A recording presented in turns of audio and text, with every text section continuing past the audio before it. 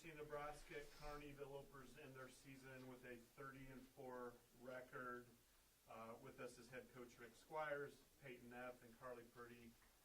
Coach, start off by just some comments on tonight's match.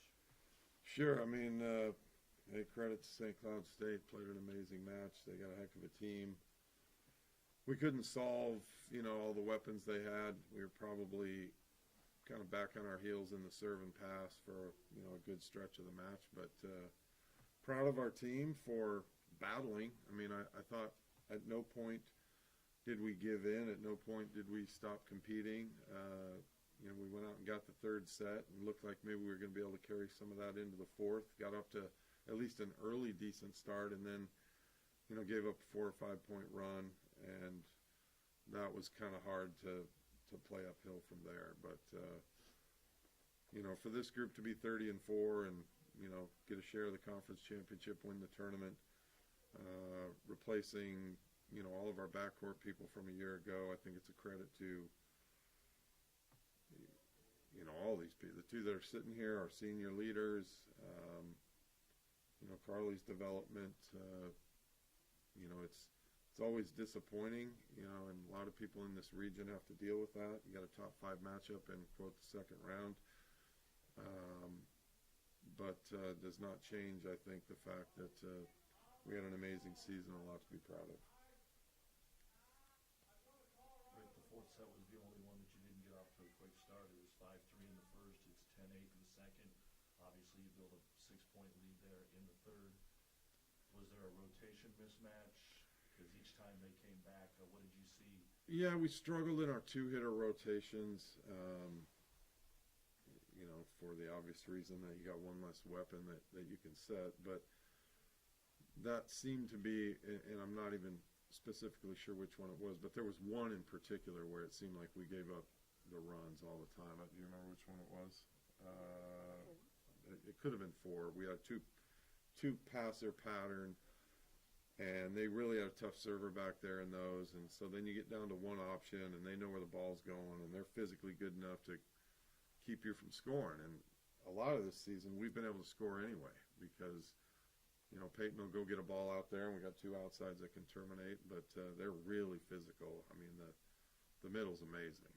And so in those matchups, it was just tough. So it was a matter of we just couldn't sustain for long enough stretches of time the back and forth and get enough stops. But, a lot of that is them.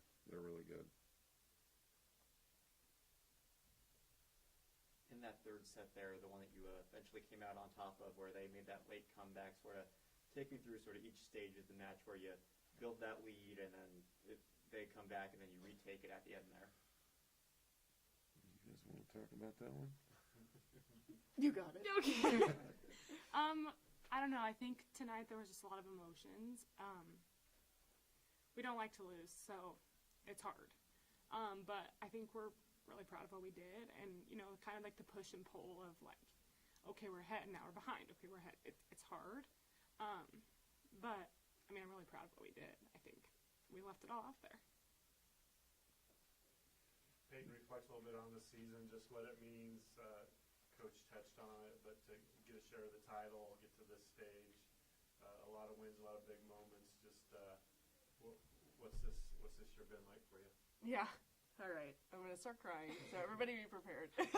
I don't know. I'm just really proud of not only this team, every team I've been a part of. It's been amazing every single year. I think that we lose some amazing players every year, and everyone kind of is like, how are they going to come back from this? How are they going to, be what they were last year? And it just seemed like we got better and better every year, and I credit that to the coaches and the coaching staff, and I credit that to just people stepping up, and I'm proud of everyone, and I'm just really thankful for this program, and I wouldn't have wanted to play anywhere else.